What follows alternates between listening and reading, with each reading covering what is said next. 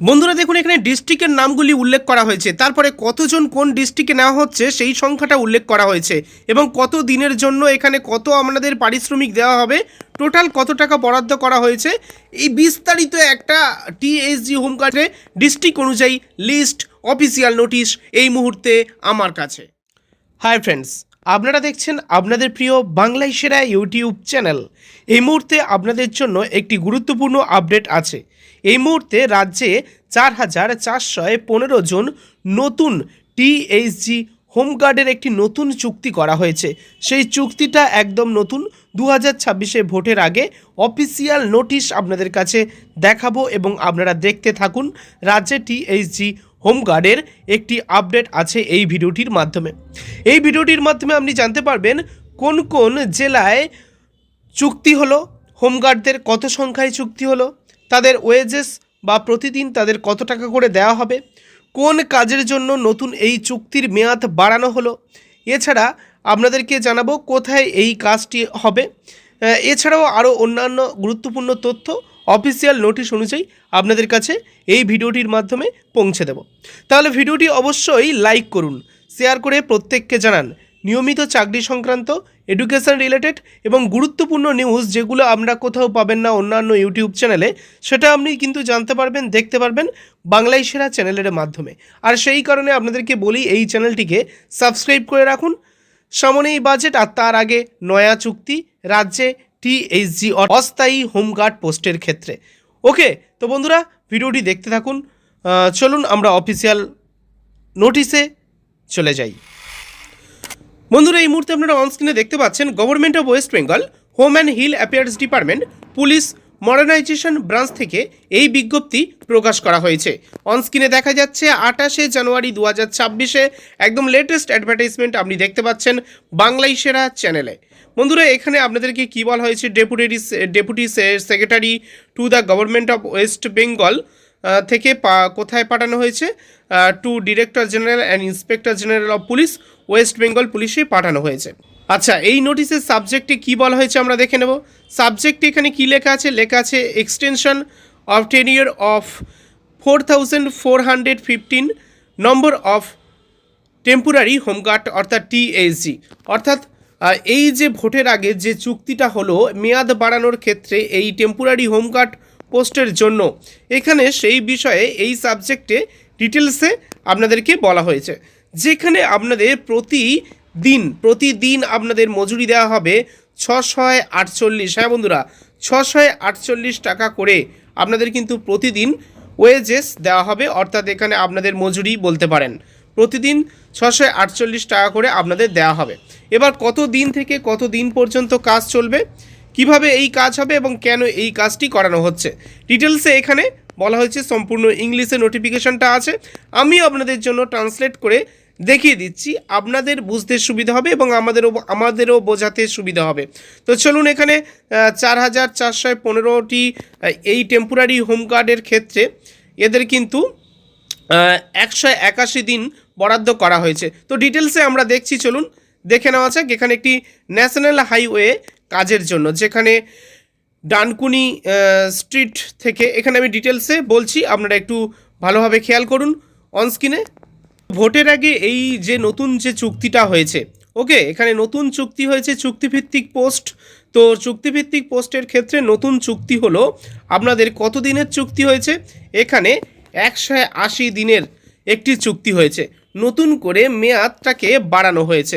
তো এখানে কি বলা হয়েছে, এখানে আপনাদেরকে বলা হয়েছে 4,415 জন অস্থায়ী হোমগার্ড অর্থাৎ টিএসজি, এদের মেয়াদ আরও 181 দিন বৃদ্ধির জন্য একটি সাবজেক্টে এই বিষয়ে নোটিশটা পাঠানো হয়েছে, যেখানে উল্লেখ করা হয়েছে 1/1/2026 তারিখ থেকে, ওকে, 1/1/2026 তারিখ থেকে 30/6/2026 তারিখ পর্যন্ত অথবা প্রকল্পের সমাপ্তি পর্যন্ত, যেটি আগে ঘটে তালা সেতুর ট্রাফিক ব্যবস্থাপনা এবং ডানকুনি প্রান্তে জাতীয় মহাসড়ক এবং সাঁতরাগাছিতে এলিভেটেড করিডর প্রশস্তকরণের সাথে সম্পর্কিত।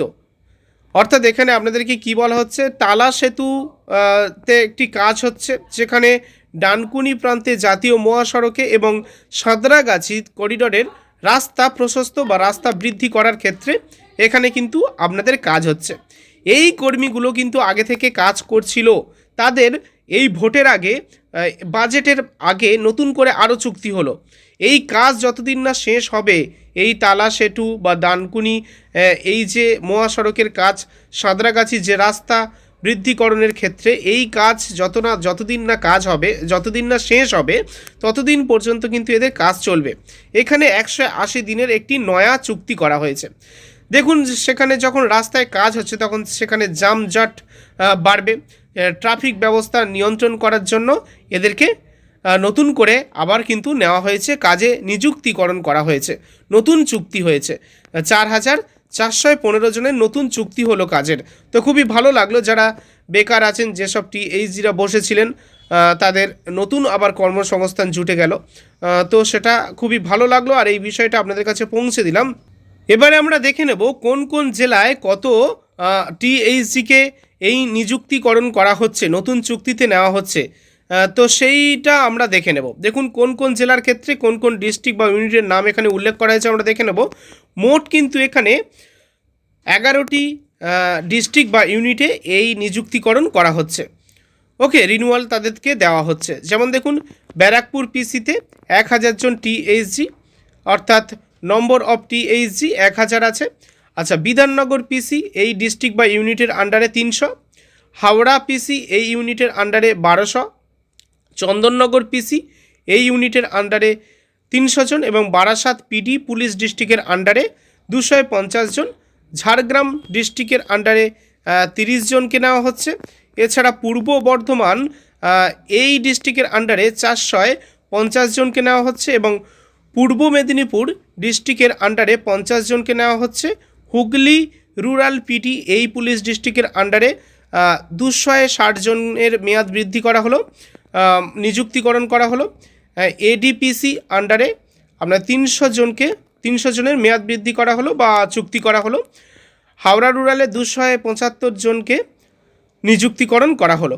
এরকমভাবে 4,415টি টিএইচজিকে নিযুক্তিকরণ করা হলো 181 দিনের জন্য।